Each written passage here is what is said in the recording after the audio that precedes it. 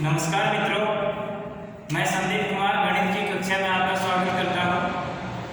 अपन BSc third year में abstract algebra पढ़ रहे थे और एब्स्ट्रैक्ट अलजेब्रा में थ्योरम चल रही है अभी। अपन नेक्स्ट थ्योरम करेंगे। नेक्स्ट थ्योरम करने से पहले मैं कुछ एग्जाम्पल बताता हूँ। एग्जाम्पल्स में अपन ग्रुप के ऑर्डर के बारे में देखेंगे और ग्रुप के एलिमेंटों के ऑर्डर के बारे में देखेंगे। अब देखिए, G स्टार है, ग्रुप है, और G है नॉन एटॉमिक सेट, और स्टार है वो बाइनरी ऑपरेशन है। ठीक है। अब ऑर्डर ऑफ G की बात करें, ऑर्डर ऑफ G क्या कहलाता है? Number of element. Order of G O of G से डिनोट करते हैं और ये होता है number of element in set G। G के अवयवों की संख्या ग्रुप का ऑर्डर कहलाता है। ठीक है। अब देखिए, number of element in G equal to order of G कहलाता है।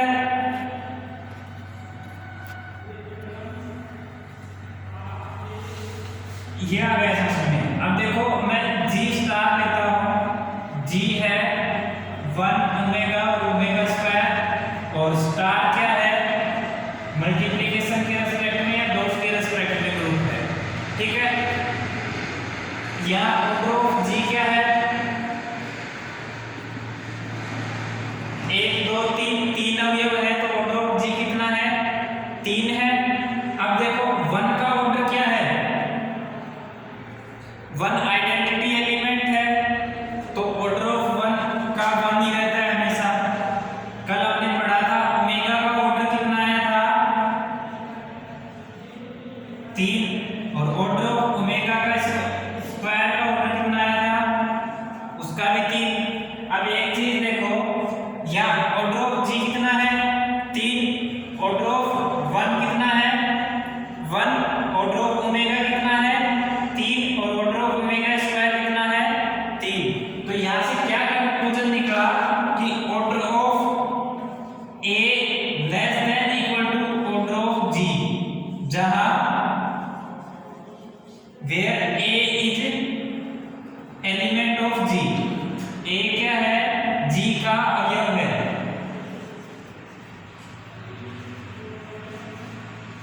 या ऐसे लिख सकते हो, और ऑल A। प्रत्येक A के लिए order of A less than equal to order of G होता है। अब आपने देखा G में 1 ओमेगा ओमेगा स्क्वायर था, इन सभी का ऑर्डर ऑफ G से लेस देन या इक्वल है। ठीक है। मैं नेक्स्ट एग्जांपल लिखता हूं। G इक्वल टू तो है 1 माइनस 1 आयोटा माइनस आयोटा। ठीक है।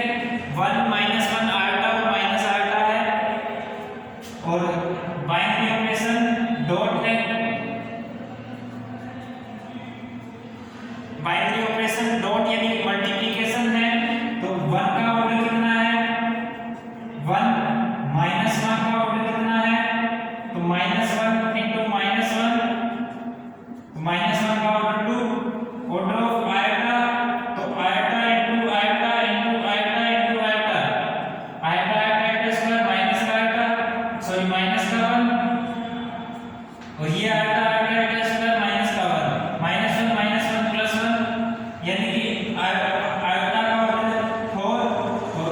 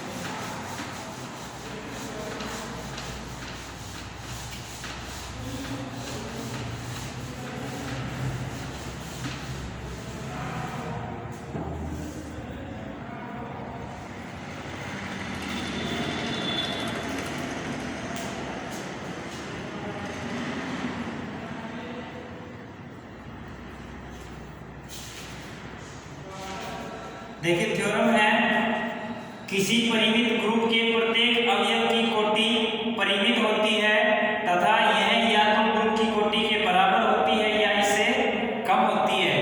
यानी कि क्या कहा, ग्रुप का ऑर्डर फाइनाइट है तो ए का ऑर्डर भी फाइनाइट होगा। जहाँ ए है ग्रुप जी का अवयव है और वो ए का ऑर्डर है वो ग्रुप के ऑर्डर से कम या बराबर होगा। वो चीज हमने देखी कि ग्रुप का ऑर्डर ऑफ जी फाइनाइट है, ये इनफाइनाइट के केस में ट्रू नहीं होगा। हमेशा फाइनाइट के केस में ऑर्डर ऑफ जी फाइनाइट है तो ए का ऑर्डर भी फाइनाइट होगा। अगर ए का ग्रुप इनफाइनाइट है तो प्रत्येक अवयव का ऑर्डर इनफाइनाइट नहीं होगा। एक दो अवयव है उनका इनफाइनाइट हो भी सकता है, नहीं भी हो सकता है। ठीक है, तो ये अपन फाइनाइट ऑर्डर पे बात करेंगे। ग्रुप का ऑर्डर अगर फाइनाइट है तो ए का ऑर्डर भी हमेशा फाइनाइट होगा और ए का ऑर्डर ग्रुप के ऑर्डर से हमेशा कम या बराबर होगा। देखिए प्रमेय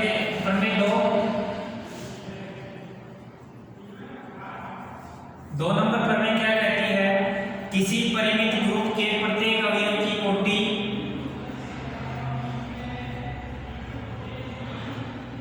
किसी परिमित ग्रुप के प्रत्येक अवयव की कोटि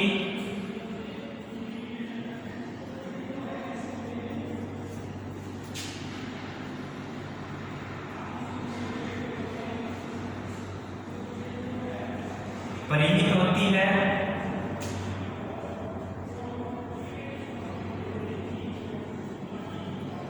तथा यह या तो ग्रुप की कोटि के बराबर तथा यह या तो ग्रुप की कोटि के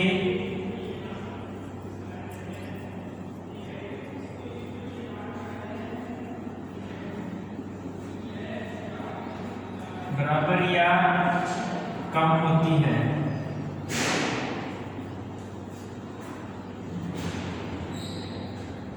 ठीक, स्टेटमेंट समझ में आया।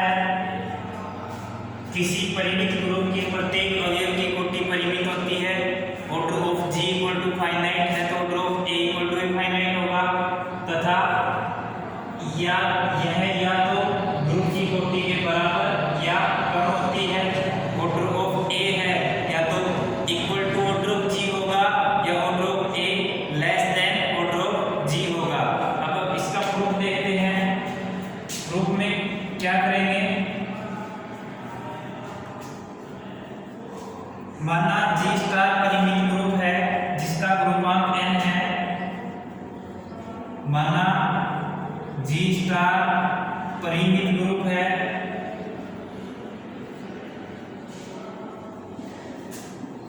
जिसका ग्रुपांक यानी ऑर्डर, जिसका ग्रुपांक n है, जी फाइनाइट ऑर्डर का ग्रुप है और उसका ऑर्डर n है। ठीक है, तब कह रहा है माना ए जी का अवयव है, ए बिलोंग्स टू जी, तब ए स्क्वायर ए क्यूब ए की पावर n पर विचार किया, ए की पावर n का विचार किया। ठीक है, अब देखो ए की पावर 0 बराबर आइडेंटिटी ए स्क्वायर ए क्यूब ए की पावर n, ए स्क्वायर ए क्यूब ए की पावर n प्रत्येक जी का अवयव है।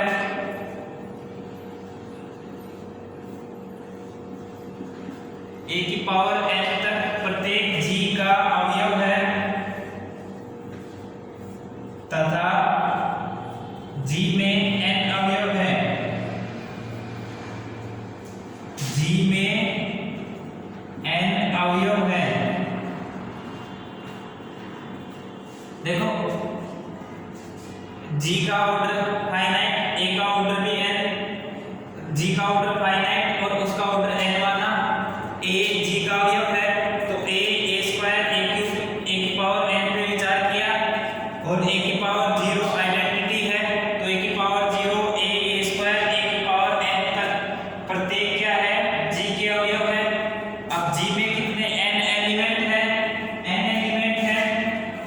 अब यहां से देखो इसमें कितने अवयव हो गए, 0 से लेकर n तक।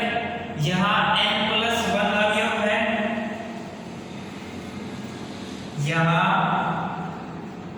n+1 अवयव है, इसलिए कोई 2 अवयव, इसलिए सभी अवयव भिन्न भिन्न नहीं हो सकते, कोई 2 अवयव बराबर होंगे। सभी अवयव भिन्न भिन्न नहीं हो सकते।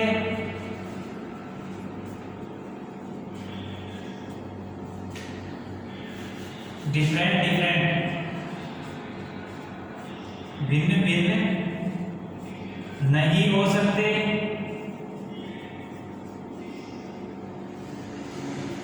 अतः a की पावर r तथा a की पावर s, a की पावर r तथा a की पावर s इस प्रकार है कि a की पावर r बराबर a की पावर r बराबर a की पावर s। देखो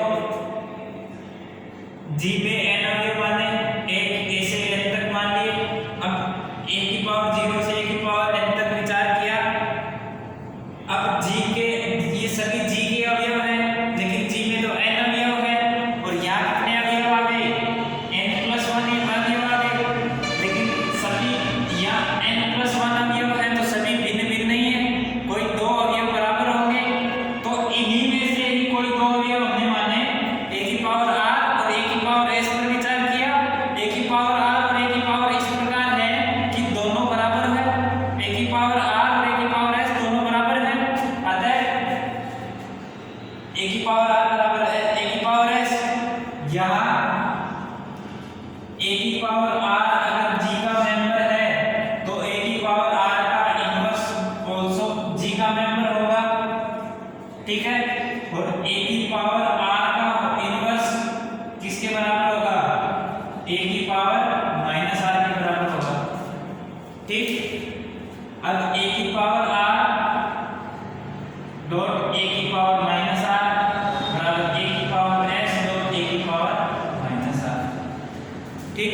a की पावर r a की पावर इस ये a की पावर r a की पावर s दोनों बराबर हैं। इसमें a की पावर -r a की पावर r के इनवर्स से ऑपरेट कर दिया। ऑपरेट करेंगे तो वो दोनों साइड ऑपरेट करेंगे, दोनों साइड ऑपरेट करेंगे तो a की पावर r a की पावर -r a की पावर r s a की पावर -r। अब ये तो क्या बन गया, a की पावर r a की पावर r का इनवर्स a की पावर s - r। ये a की पावर r a की पावर r इनवर्स यानी कि a स्टार a इनवर्स, ये क्या बन गया आइडेंटिटी। तो e स्टार e बराबर a की पावर s - r को हमने मान लिया k,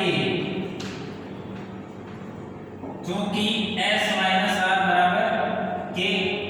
अब यहाँ से देखो ये दोनों बराबर हैं तो ये तो 0 हो सकते हैं, r और s ये तो 0 हो सकते हैं, 0 से कम होंगे। तो यहाँ k है वो 0 less than equal k less then n होगा, k है वो 0 या लेस देन इक्वल n होगा, या तो 0 के बराबर होगा या 0 से n से कम होगा, ठीक है। अब देखो a की पावर k पे ये आइडेंटिटी आ गया। अब a का ऑर्डर क्या होता है, ये k अगर स्मॉलेस्ट हो तो कोई a का ऑर्डर k हो जाएगा। This implies order of a less than equal k होगा और ये लेस देन किससे होगा, n होगा। n तो ग्रुप का ऑर्डर है, ये n के बराबर भी हो सकता है। ऑर्डर ऑफ a है वो या तो k के बराबर होगा या लेस देन n के बराबर होगा। यहाँ से देखिए n के बराबर भी हो सकता है और किसी भी अवयव का ऑर्डर 0 नहीं हो सकता, इसलिए यहाँ 0 less than equal to k less than 0 less than k less than equal n आएगा। अब यहाँ a का ऑर्डर है वो या तो k के बराबर होगा या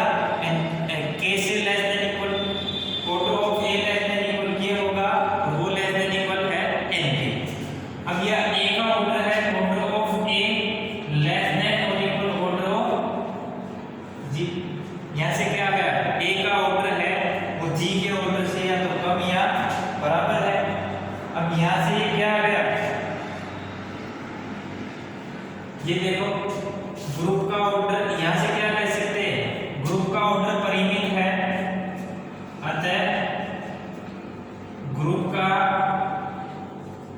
ग्रुपांक एक अवयव का ग्रुपांक लिखो, अवयव का ग्रुपांक ग्रुप के ग्रुपांक से कम या बराबर होगा,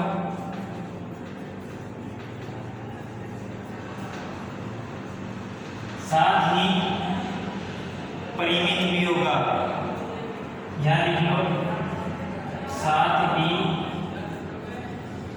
परिमित भी होगा, क्योंकि देखो n परिमित है तो a का अवयव भी परिमित ही होगा। ठीक है, यहां तक आया समझ में? एक बार देखो दोबारा, अपने पास प्रमेय क्या थी, किसी परिमित ग्रुप के प्रत्येक अवयव की कोटि परिमित होती है। पहले तो ऑर्डर ऑफ जी फाइनाइट लेंगे तो उसके अवयव का ऑर्डर भी फाइनाइट आएगा। अब देखो ऑर्डर ये है, अवयव का ऑर्डर उससे कम है, तो जब ग्रुप का ऑर्डर ही कम है तो उसके अवयव का ऑर्डर तो ये कह रहे हैं लेस देन होगा या उससे और इक्वल होगा, इक्वल होगा तो उसके बराबर, परिमित है तो परिमित है, उससे कम हो गया तो वो परिमित है, तो ये ऑब्वियस अपने आप ही परिमित हो गया। ठीक है, अब देखो नेक्स्ट अगला कह रहा है ग्रुप की कोटि या दिया है या तो ग्रुप की कोटि के बराबर या कम होगा। अवयव का ऑर्डर है वो अवयव का ऑर्डर ग्रुप के ऑर्डर से कम होगा या बराबर होगा। यहां से देखो ऑर्डर ऑफ ए है, n किसका ऑर्डर है, g का ऑर्डर है, order of a less than equal order of g, तो ग्रुप का ऑर्डर है वो a के ऑर्डर से, a का ऑर्डर है ग्रुप के ऑर्डर से कम या बराबर है, या ऐसे कहें तो g का ऑर्डर है अवयव के ऑर्डर से बड़ा या बराबर है। ठीक है, यहां से ये चीज समझ में आ गई। शुरुआत में देखो, शुरुआत में हमने क्या किया, जी स्टार फाइनाइट ऑर्डर का ग्रुप लिया और उसका ऑर्डर n ले लिया, n लिया तो a g का मेंबर है तो अवयवों को a की इंटीग्रल पावर में लिख दिया, a की इंटीग्रल पावर में लिख दिया और ताकि उस पर विचार किया। अब फिर आगे हमने लिख दिया a की पावर 0 से a की पावर n तक। अब ये कह रहे हैं प्रत्येक अवयव g का भिन्न भिन्न अवयव है, प्रत्येक अवयव g का अवयव है और g में n अवयव है। अब n अवयव है और यहाँ कितने आ गए, n+1 अवयव आ गए। साथ ही ये भी होता है कि g में जितने अवयव है वो सभी भिन्न भिन्न होते हैं, तो उसमें लिखा कि यहाँ n+1 अवयव है, इसलिए सभी अवयव भिन्न भिन्न नहीं हो सकते, सभी अवयव भिन्न भिन्न नहीं हो सकते, भिन्न भिन्न नहीं हो सकते तो कोई भी दो अवयव आपस में बराबर है, और बराबर है तो a की पावर r और a की पावर s दो अवयव हैं वो इस प्रकार है कि a की पावर r और a की पावर s दोनों बराबर हैं।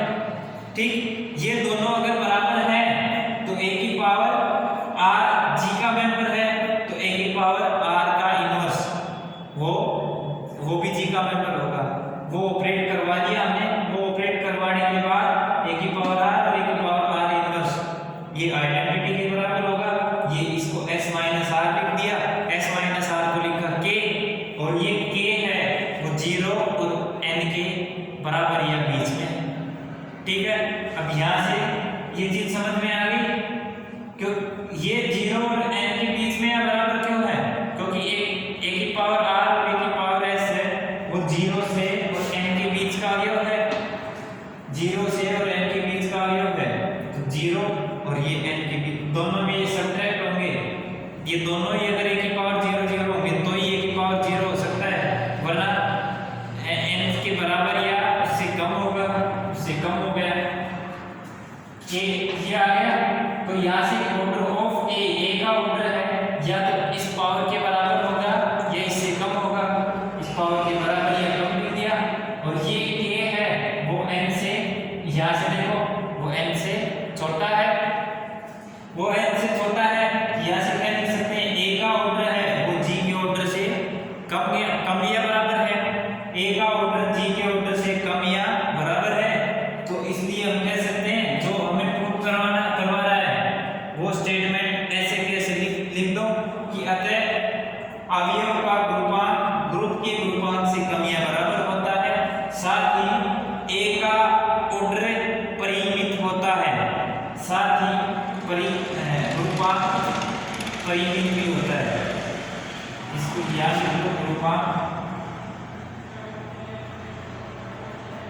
परिमित भी होता है।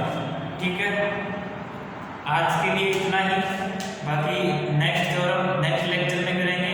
उम्मीद करते हैं सबकी समझ में आया होगा, और आपकी कोई क्वेरी हो तो वो मैसेज करिए, नेक्स्ट लेक्चर में आपकी क्वेरी पे डिस्कस करेंगे। तब तक के लिए